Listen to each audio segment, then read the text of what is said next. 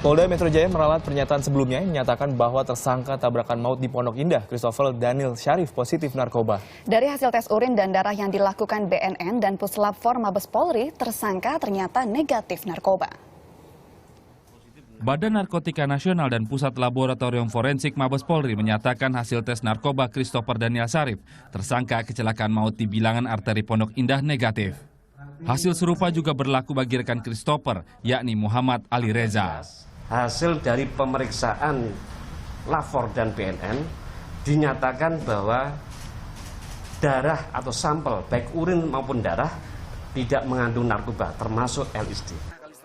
Selain melakukan pemeriksaan di laboratorium BNN, pihak BNN juga bekerja sama dengan UNODC terkait adanya kemungkinan Christopher mengkonsumsi 35 narkoba jenis baru.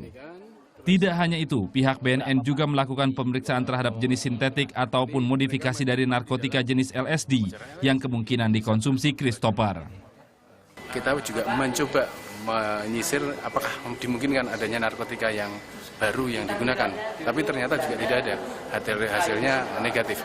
Dan itulah makanya laboratorium BNN memberikan informasi ataupun hasil laboratorium BNN yang diserahkan kepada kawan-kawan dari Polda Metro atau Polres Jakarta Selatan untuk dilakukan rilis, sehingga yang berhak melakukan rilis kan dari mereka.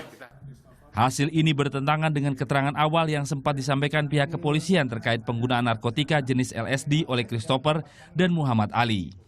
Kalau memang pada saat itu saya menyampaikan, saya meralatnya sekarang, ya, bahwa yang saya dapat informasi itu memang pemeriksaan dari fisik, kemudian pemeriksaan dari pengakuan. Dengan telah dikeluarkannya hasil tes urin dan darah terhadap Christopher, maka dipastikan pada saat terlibat kecelakaan ia mengendarai kendaraan dalam keadaan sadar. Akibatnya selain dijerat dengan Undang-Undang Lalu Lintas dengan ancaman hukuman 12 tahun penjara, Christopher juga terancam dikenakan pasal pembunuhan hingga pembunuhan berencana dengan ancaman hukuman seumur hidup. Dia dalam keadaan tidak itu yang dibilang yang tersangkanya orang cerdas. Makanya ketika ini negatif, dia tidak akan lepas dari 340. Malah kena dia. Karena itu nanti akan ada pertimbangan hakim. Kecelakaan maut yang disebabkan oleh Christopher menewaskan 4 pengendara motor dan melukai 5 pengendara lainnya.